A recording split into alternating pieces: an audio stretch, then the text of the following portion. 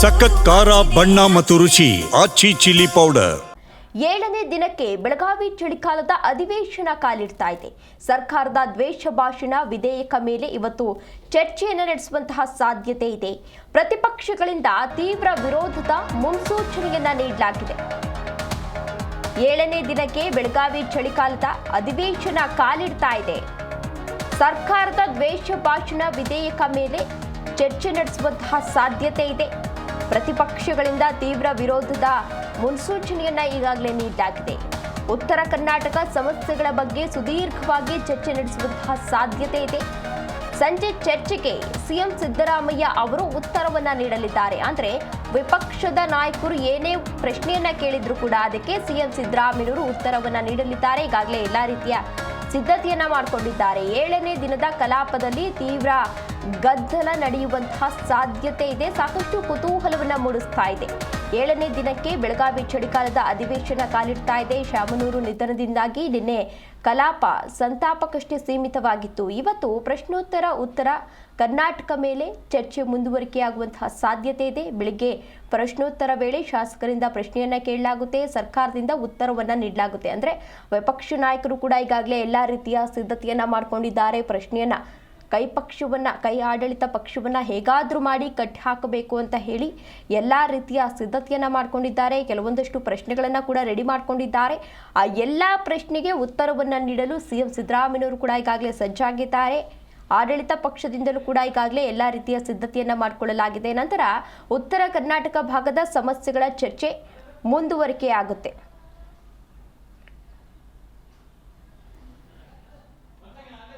ಇನ್ನು ಚರ್ಚೆಯ ನಂತರ ಸಿಎಂ ಸಿದ್ದರಾಮಯ್ಯ ಅವರಿಂದ ಉತ್ತರವನ್ನು ನೀಡುವಂತಹ ಸಾಧ್ಯತೆ ಇದೆ. ಇದೇ ವೇಳೆ ಉತ್ತರ ಕರ್ನಾಟಕ ಭಾಗಕ್ಕೆ ವಿಶೇಷ ಪ್ಯಾಕೇಜ್ ಅನ್ನ ಘೋಷಣೆ ಮಾಡುವಂತಹ ಸಾಧ್ಯತೆ ಇದೆ. ದ್ವೇಷ ಭಾಷಣದ ವಿಧೇಯಕ ಮೇಲೆ ಚರ್ಚೆಗೆ ಅವಕಾಶ ನೀಡುವಂತಹ ಸಾಧ್ಯತೆ ಇದೆ. ಈ ವೇಳೆ ಪ್ರತಿಪಕ್ಷಗಳಿಂದ ತೀವ್ರ ವಿರೋಧವಾಗುವಂತಹ ಸಾಧ್ಯತೆ ಇದೆ. ಬಿಜೆಪಿ ನಾಯಕರನ್ನೇ ಟಾರ್ಗೆಟ್ ಮಾಡಿ ಬಿಲ್ ಮಂಡಿಸಿರುವಂತಹ ಆರೋಪ ಕೈ ಸರ್ಕಾರದ ಮೇಲೆ ಇದೆ. ಹಾಗಾಗಿ ಕೈ ನಾಯಕರ ವಿರುದ್ಧ ವಿಪಕ್ಷದವರು ಕೂಡ ಇವತ್ತು ಸಾಕಷ್ಟು ಆಕ್ರೋಶವನ್ನು ವ್ಯಕ್ತಪಡಿಸಲಿದ್ದಾರೆ. ಹೀಗಾಗಿ ಸದನದಲ್ಲಿ ತೀವ್ರ ಸದ್ದು ಗದ್ದಲ ಆಗುವಂತಹ ಸಾಧ್ಯತೆ ಇದೆ. ಜಾನುವಾರು ಪ್ರತಿಬಂಧಕ ಕಾಯ್ದೆ ಮಂಡನೆಯಿಂದ ಹಿಂದೆ ಸರಿದಿದ್ಯಾ ಸರ್ಕಾರ ಎನ್ನುವ ಪ್ರಶ್ನೆ ಕೂಡ ಎದುರಾಗ್ತಾ ಇದೆ. ಹಿಂದಿನ ಬಿಜೆಪಿ ಕಾಯ್ದೆಗೆ ಕೆಲ ಸರಳೀಕರಣವನ್ನ ಸರ್ಕಾರ ಮಾಡಿತ್ತು. ಆದರೆ ಮತ್ತೆ ವಿವಾದಕ್ಕೀಡಾಗಬಹುದೆಂಬ ಹಿನ್ನೆಲೆ ಮಂಡನೆಯನ್ನ ಮಾಡದಿರಲು ಈಗಾಗಲೇ ಚಿಂತನೆಯನ್ನ ಕೂಡ ನಡೆಸಲಾಗಿದೆ.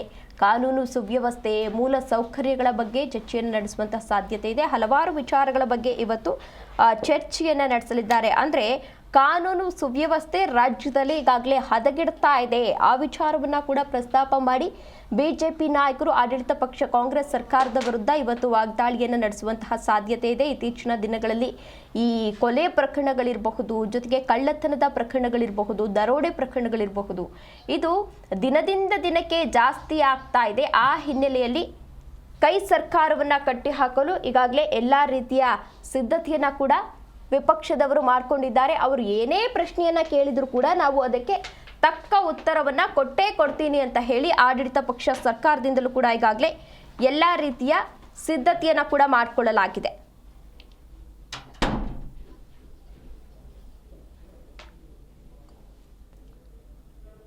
ಇನ್ನು ಶಾಸಕರ ಅನುದಾನದ ವಿಚಾರಕ್ಕೆ ಸಂಬಂಧಪಟ್ಟಂತೆ ಎಲ್ಲೋ ಒಂದ್ ಕಡೆ ಸರ್ಕಾರ ತಾರತಮ್ಯ ಮಾಡ್ತಾ ಇದೆ ಎನ್ನುವ ಆರೋಪ ಕೂಡ ಇತ್ತು. ಅದನ್ನು ಕೂಡ ಇವತ್ತು ಪ್ರಸ್ತಾಪ ಮಾಡುವಂತಹ ಸಾಧ್ಯತೆ ಇದೆ. ಅದರ ಜೊತೆಗೆ ಅಭಿವೃದ್ಧಿ ವಿಚಾರದಲ್ಲೂ ಕೂಡ ಸರ್ಕಾರದ ವಿರುದ್ಧ ಆಕ್ರೋಶವನ್ನ ವ್ಯಕ್ತಪಡಿಸುವಂತಹ ಸಾಧ್ಯತೆ ಇದೆ. ಇದೇ ವಿಚಾರಕ್ಕೆ ಸಂಬಂಧಪಟ್ಟಂತೆ ಹೆಚ್ಚಿನ ಡೀಟೇಲ್ಸ್ ಅನ್ನ ನೀಡಲಿದ್ದಾರೆ ನಮ್ಮ ಪ್ರತಿನಿಧಿ ರಾಜಪ್ಪ. ರಾಜಪ್ಪ, ಅಧಿವೇಶನ ಶುರುವಾಗಿ ಇವತ್ತಿಗೆ ಈಗಾಗಲೇ 7ನೇ ದಿನಕ್ಕೆ ಕಾಲಿಡ್ತಾ ಇದೆ. ಏನೆಲ್ಲ ಅಪ್ಡೇಟ್ ಸಿಗ್ತಾ ಇದೆ? ಇವತ್ತು ಯಾವೆಲ್ಲ ವಿಚಾರದ ಬಗ್ಗೆ ಚರ್ಚೆ ನಡೆಸುವಂತಹ ಸಾಧ್ಯತೆ ಇದೆ?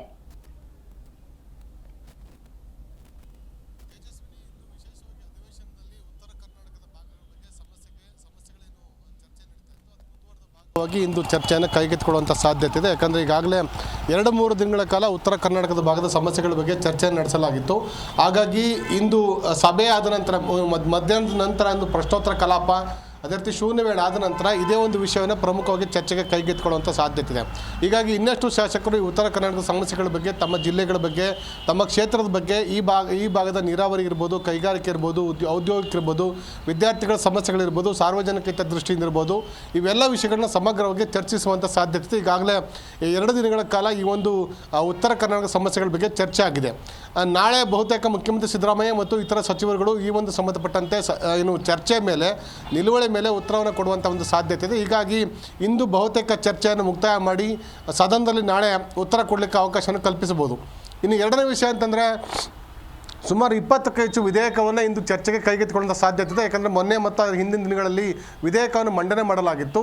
ಅದರಲ್ಲಿ ಪ್ರಮುಖವಾಗಿ ಈ ಗೋಹತ್ಯೆ ಪ್ರತಿಬಂಧಕ ನಿಷೇಧ ಕಾಯ್ದೆಯನ್ನು ಈಗ ರಾಜ್ಯ ಸರ್ಕಾರ ವಿಧಾನಸಭೆಯಲ್ಲಿ ಮಂಡಿಸದೆ ಅದನ್ನು ವಾಪಸ್ ತೆಗೆದುಕೊಳ್ಳುವಂಥ ನಿರ್ಧಾರವನ್ನು ಕೈಗೊಂಡಿದೆ. ಅದಾದ ನಂತರ ದ್ವೇಷ ಭಾಷಣ ನಿರ್ಬಂಧ ತಡೆ ಕಾಯ್ದೆಯೂ ಸಹ ಇದೇ ಸಂದರ್ಭದಲ್ಲಿ ಅವರು ಚರ್ಚೆಗೆ ಕೈಗೆತ್ತಿಕೊಳ್ಳುವಂಥ ಒಂದು ಸಾಧ್ಯತೆ ಇದೆ. ಈ ಒಂದು ವೇಳೆ BJPಯವರು ರಾಜಕೀಯವಾಗಿ ಇದನ್ನು ದುರುದ್ದೇಶಪೂರ್ವಕವಾಗಿ ಬಳಕೆ ಮಾಡಿಕೊಳ್ಳುವಂಥ ಸಾಧ್ಯತೆ ಇದೆ ಅನ್ನೋ ಕಾರಣಕ್ಕೋಸ್ಕರ ಅದ್ರ ವಿರುದ್ಧ ಹೋರಾಟ ಮಾಡಲಿಕ್ಕೆ BJP ನಾಯಕರು ಸಹ ಸಿದ್ಧತೆಯನ್ನು ಮಾಡಿಕೊಂಡಿದ್ದಾರೆ.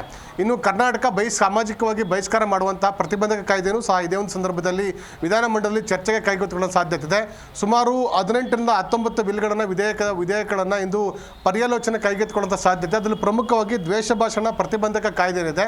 ಅದನ್ನು ಸದನ ಸಮಿತಿಗೆ ನೀಡಿ ಅಂತ ಒಂದು ಪಟ್ಟನ್ನು BJP ನಾಯಕರು ಹಿಡಿಯುವಂಥ ಒಂದು ಸಾಧ್ಯತೆ ಇದೆ. ಹೀಗಾಗಿ ಈ ಒಂದು ವಿಚಾರದಲ್ಲಿ ದ್ವೇಷ ಭಾಷಣ ಪ್ರತಿಬಂಧಕ ಕಾಯ್ದೆ ಇದೆ, ಆ ಒಂದು ವಿಚಾರದಲ್ಲಿ ದೊಡ್ಡ ಮಟ್ಟದಲ್ಲಿ ಗದ್ದಲ ಅಥವಾ ಪ್ರತಿಭಟನೆ ಆಗುವಂತನೂ ಸಹ ತಳ್ಳಿ ಹಾಕುವಂತಿಲ್ಲ. ಇನ್ನು ಮೂರನೇದಾಗಿ ಈ ಒಂದು ದೆಹಲಿಗೆ ತೆರಳಂತ ಹಲವಾರು ನಾಯಕರುಗಳಿರ್ಬೋದು ಬೆಂಗಳೂರಿಗೆ ಬೆಳಗಾವಿಗೆ ವಾಪಸ್ ಆಗಿದ್ದಾರೆ. ಹಾಗಾಗಿ ಈ ಒಂದು ವಿಶೇಷವಾಗಿ ದೆಹಲಿ ತೆರಳಿಂದ ವಾಪಸ್ ಆಗ್ತಿರುವಂಥ ಶಾಸಕರುಗಳು ಏನೆಲ್ಲ ಚರ್ಚೆಗಳು ನಡೆಸ್ತಾರೆ ಅಥವಾ DCM DK ಶಿವಕುಮಾರ್ಗೆ ಯಾವ ಅಭಯವನ್ನು ಪಕ್ಷದ ವರಿಷ್ಠರು ಕೊಟ್ಟಿದ್ದಾರೆ, ಏನೆಲ್ಲ ಆಗುತ್ತೆ ಅನ್ನೋದು ಸಹ ಅಲ್ಲಲ್ಲಿ ಶಾಸಕರು ಸಭೆಯನ್ನು ಸೇರಿ ಪ್ರತ್ಯೇಕವಾಗಿ ಚರ್ಚಿಸುವಂಥ ಸಾಧ್ಯತೆ ಇದೆ.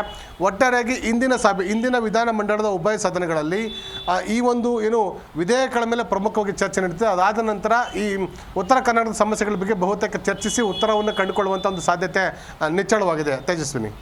ಓಕೆ, ಧನ್ಯವಾದ ರಾಜಪ್ಪ ತಮ್ಮೆಲ್ಲ ಡೀಟೇಲ್ಸ್ಗಾಗಿ. ಚಳಿಗಾಲದ ಅಧಿವೇಶನ ಇವತ್ತಿಗೆ 7ನೇ ದಿನಕ್ಕೆ ಕಾಲಿಟ್ಟಿದೆ. ಹಾಗಾಗಿ ಇವತ್ತು ಸಾಕಷ್ಟು ವಿಚಾರಗಳ ಬಗ್ಗೆ ಚರ್ಚೆ ನಡೆಸುವಂತಹ ಸಾಧ್ಯತೆ ಇದೆ.